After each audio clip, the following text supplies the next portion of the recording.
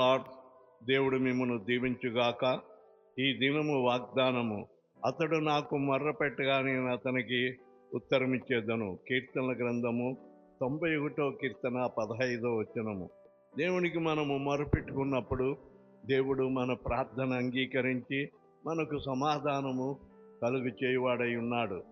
కనుక దేవుని ఆశ్రయించి దేవుని వైపు తిరిగి దేవునికి మొరపెట్టుకో, నీ బాధలన్నీ నివారణ చేస్తాడు. దేవుడి వాగ్దానము నీ వినికిడిలో ఆశీర్వదించుగాక. ఆమేన్. అందరికీ ప్రైజ్ ది లార్డ్.